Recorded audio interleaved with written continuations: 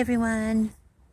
I'm outside right after a good thunderstorm and a nice shower, but I saw a bug, sorry.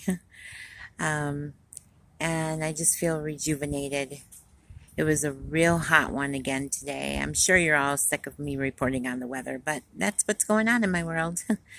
So I figured I'd come outside and enjoy the cooler temperatures for right now and talk to you guys. And what I was going to talk about today was how in relationships you want to find people that complement you but not complete you. And I would explain what I mean by that, but it's pretty self-explanatory. So many times I think in relationships we look for people to complete us, but when in reality I think it's much better to look for people to complement us. I think when we're in healthy relationships, that's how they work best. I myself, I've been in the same relationship with someone for, 18 years? Yeah, 18 years. And I know when we first started in the relationship, I was looking for someone to complete me. I was broken. I was a shell of who I am now. And I definitely was looking for someone to complete me. It's not the best way to go into a relationship. I'm glad that Mike stuck with me. And it was really easy and comfortable for me to fall into that because he is a strong person. And I was looking for someone to save me. But as I grew and he allowed me to grow, and I was comfortable in my relationship with him, and the growth that I had as an individual and as in a relationship, I learned to have him compliment me. And I'm in no way trying to tell people this is how relationships should work, but I do think that they tend to work better when we complement each other. There were so many times when I just look at him and get lost in his eyes, and I just wanted to like crawl in his skin and be him. I admired his strength. I wanted so badly to look behind his eyes and see me through his eyes so I could see in me what he sees in me. Have you ever felt like that? It's a strange thing, people's perceptions. What one person thinks is appealing, another person doesn't think is appealing. I always thought it was fascinating to see if we could figure out what we looked like or how we were perceived by other people. And I just admired his strength. And although it comforted me, I realized that I was becoming codependent in the worst way. Anywhere he went, that's where I wanted to be. I didn't want to finish a sentence. I didn't want to go anywhere. In fact, I remember one time he told me to go to the library because I really enjoy going to the library and reading. And I literally could not go to the library without him. I physically had to stay on my cell phone with him dialed in my pocket and have him in my pocket while I was in the library. And I just remember being completely comfortable with him in my pocket while I was in the library, and then hanging up when I got safely back in the car. Honestly couldn't tell you what I thought was going to happen. But I remember when I got back in the car hanging up and thinking, Kelly, something's got to give.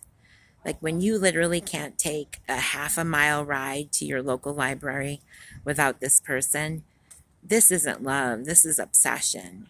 And it's not healthy. He was a really good sport about it. He didn't nag me about it. I'm sure it was a burden on him. But he never showed one sign of being aggravated by me or annoyed by me. And I thank him to this day for that. But that's when I decided that it was going to be okay if I took steps without him.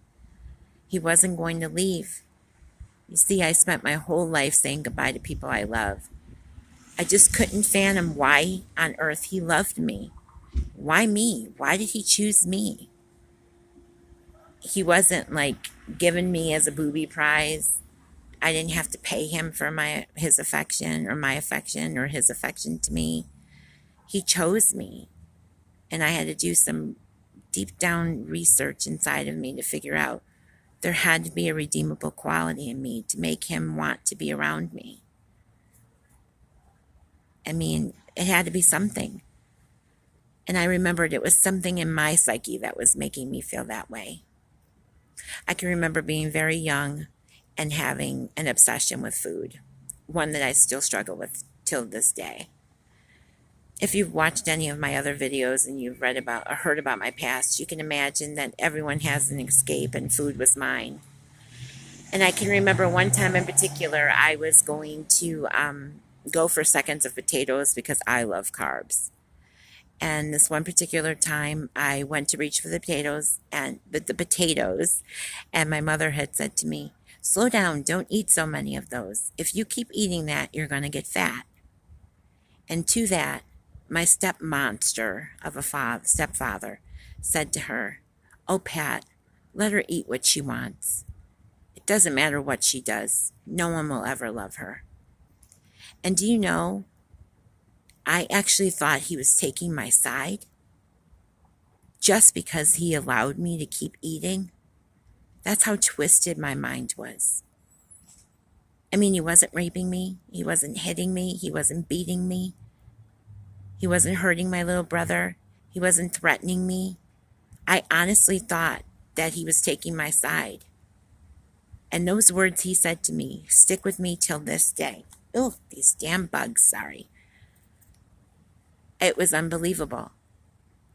So I know that when I was having panic attacks, just simply leaving my boyfriend long enough to go to the library, that extra something that was making me panic that I couldn't even go into the library without him, it wasn't my voice making me insecure. It was my stepfather's. It was my abuser's voice that was making me insecure. So slowly I had to learn that those weren't my words. Those were words that were said to me. And I had to learn slowly but surely that those weren't my words. Those weren't my thoughts. Those weren't my ideas. They were ideas brought in my head. I have to take a little pause. You have to see the people's faces as I'm out here talking as they drive by. I'm sure I'm not the only person that blogs or talks on their telephone. I mean, it is 2019, but they're looking at me like I came from another planet. But so long as they're not trying to bum things from me, I'm all good. But anyway, so that's what I was thinking about today. How I had to look inside and realize that those things that were hindering me, those self-doubts, they weren't even mine. They were someone else's. Somebody word vomited all over me, and I took ownership of it. And I start to wonder, how many other things have I picked up from other people? And then I become so grateful that I didn't take this beautiful relationship and turn it into something toxic. I'm also all too aware that I'm so grateful that I didn't have my wonderful boyfriend take advantage of me. You're going to have some comic relief here, just a moment.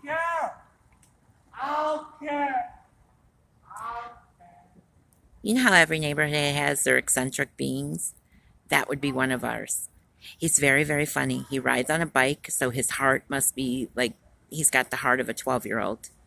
He rides his bike as fast as he can, and it's so funny. He tries to outrun the cars, and he challenges them. It's the funniest thing you ever want to see. God bless him. But he rides his bike proudly with this great big American flag draped behind him. He's very, very funny. But I did get sidetracked. But what I was saying was, I'm very grateful that I have a partner that didn't take advantage of my vulnerability and was kind to me. And I hope anyone out here that's listening to this video that can relate to any of this, I hope that you have a partner that didn't take advantage of you. And if you are in a relationship that you're struggling and you're being codependent and someone's using your weakness to their advantage, I hope you wake up and you see that. You don't need that. You need someone to compliment you, not complete you. Get to know you. You're fine just the way you are. Let those words that other people say about you that have been putting that thumb on you and holding you down, let those words drift away. I can't tell you how many years I spend in those shadows. I want to be in the light now, and I want you to join me. I know that sounds so corny, but it's the truth. So that's what was on my mind today. I got a busy weekend. It's going to be earth-shattering hot tomorrow. So I'm hoping that I handle it. I'm sure I'll be checking in. But if I don't, I hope you guys have a great weekend, or whenever this video meets you, I hope you have a great day. And until I talk to you again, take care. Bye.